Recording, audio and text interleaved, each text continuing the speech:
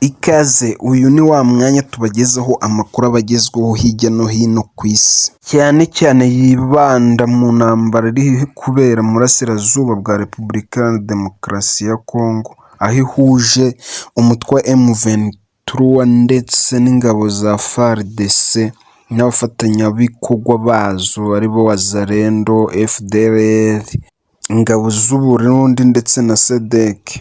Niba ari ubwa mbere ugeze kuri channel yacu, wibuke gukora subscribe kandi no ukazogera kugira ngo amakuru yacu ajye kugeraho 5/5.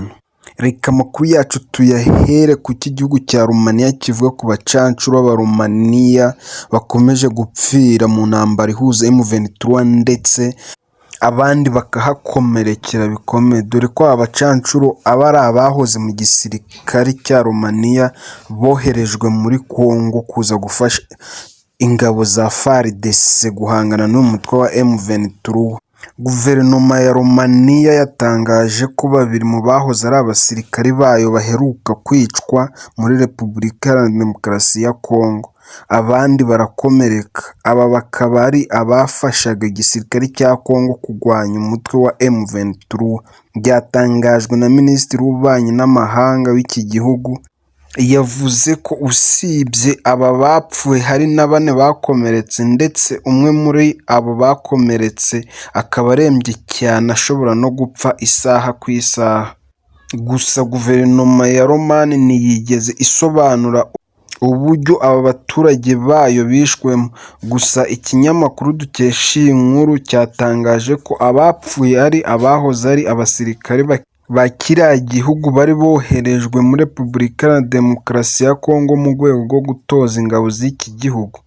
Cyunzemo ko aba baba barishwe n'inyeshyamba za M23 ubwo muri iki cyumweru zari zihanganye na FARDC, ingabo za Repubulika Iharanira Demokarasi ya Kongo, mu buryo bwo kurinda umujyi wa Sake.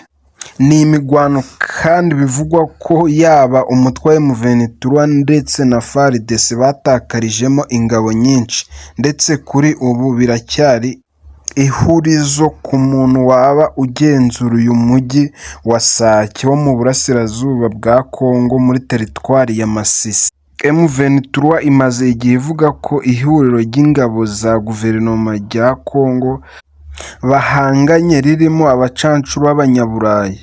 Ikinyamakuru gikomeza kivuga ko byibura abacancuro b'Abanyaromaniya babarirwa muri 20 bamaze kwicirwa muri Repubulika Iharanira Demokarasi ya Kongo kuva muri 2022, ubwo ababarirwa mu magana berekezaga muri iki gihugu mu rwego rwo kubafasha guhangana n'imitwe yitwaje intwaro ibarizwa muri Repubulika Iharanira Demokarasi ya Kongo.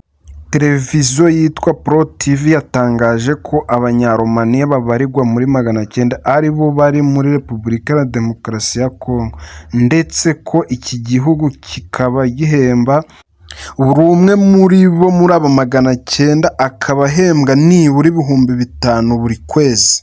Umuvugizi wa guverinoma ya Romania yatangaje ko igihugu cyabo ku ruhande rwabo naho gihuriye n'abariya bacancuro bari muri Kongo, ngo keretse ku byerekeye ubujyanama gusa. Nubwo uyu muvugizi wa guverinoma ya Romania yatangaje ibi, ariko ibinyamakuru byinshi bitandukanye by'iwabo biratangaza ko iki gihugu aricyo gifasha aba bacancuro kuko ari nacyo kibohereza, dore ko n'aya mafaranga bahembwa ari guverinoma ya Romania iyatanga ubwayo. Ibi bikaba bikomeje nabyo guteza ikibazo muri Romania, bibaza aho Romania ubwayo yungukira mu gutakaza amafaranga angana utya, ndetse n'abanyagihugu ubwabo bagapfira mu migwano idafitiye akamaro igihugu cyabo bwite. Abandi bo bakavuga ko Romania yaba ifite ubundi buryo yungukira muri Repubulika Iharanira Demokarasi ya Kongo bw'ibanga, kuko ngo idashobora gushora abaturage bayo mu ntambara ndetse ngo ishore n'amafaranga ntacyo izakuramo.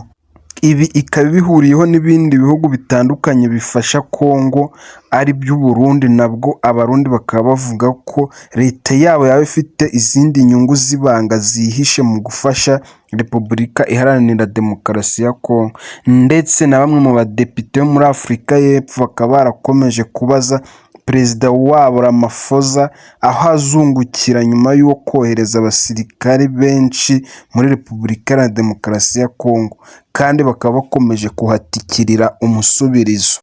Naho umuvugizi w'igisirikare cya Tanzania abajijwe impamvu bohereje abasirikare muri Repubulika ya Demokarasi ya Kongo, yameze nk'utumvise icyo kibazo araruca ararumira.